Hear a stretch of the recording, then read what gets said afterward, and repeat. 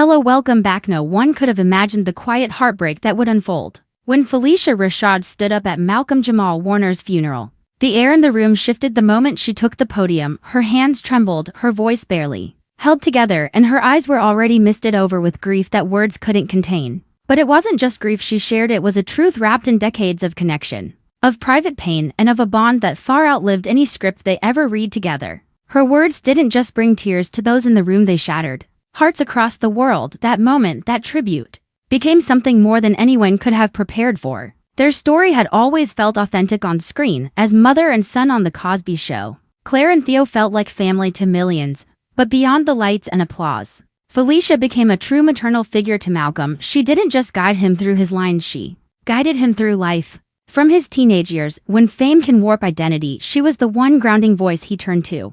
Insiders had always hinted at their closeness, but no one truly knew how deep it ran until after his passing, when Malcolm died, reportedly from a sudden drowning incident under circumstances still being questioned. Phylicia was devastated, not just as a co-star, but as someone who had known and loved him like a son. What many didn't know was that just days before he died, Malcolm had called her. His voice, calm but heavy, left her unsettled. He thanked her not for fame, not for help, but for reminding him of who he truly was. "I'm tired now, Mama. I'm at peace," he told her. She knew then, in her heart, what that meant. She tried to reach him afterward, texts, calls, all unanswered, and 2 days later, the news broke.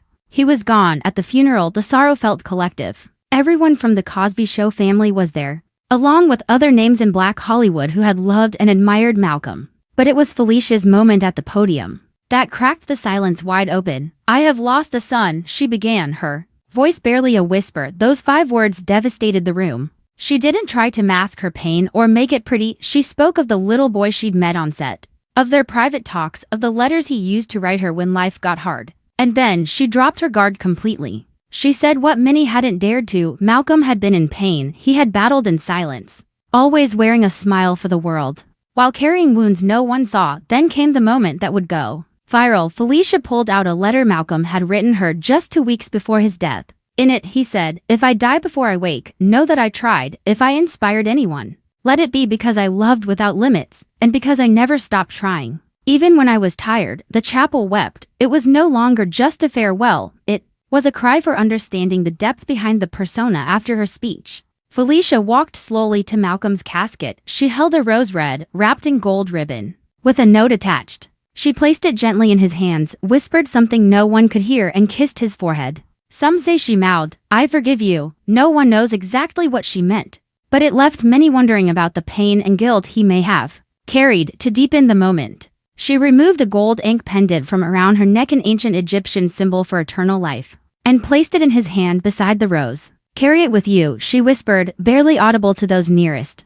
That simple gesture sparked tributes online. Artists recreated the scene, murals were painted, fans held roses and posted messages of love. And then came a surprise no one saw coming. 5 days later, Phylicia, typically silent online, posted a black and white photo of teenage Malcolm resting his head on her shoulder. The caption read only, "You were always my son." It exploded.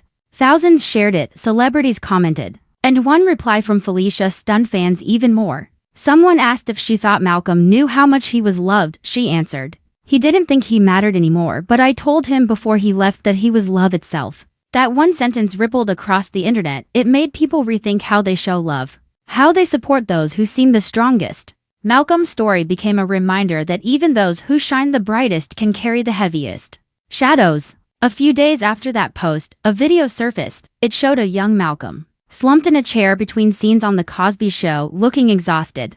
Phylicia bent down to him, touched his shoulders, and softly said, "You don't need to be perfect to be loved, baby. You just need to be real." His reply, "You're the only one who sees me." That clip, raw and haunting, spread like wildfire. It gave people a glimpse into the sacred, unspoken understanding between them. A love that went beyond words, beyond fame, beyond even death. And in the end, Phylicia's tribute was more than a eulogy. It became a message to the world to slow down, to pay attention, to love people out loud while you still can, because sometimes the people who seem the most okay are quietly breaking inside.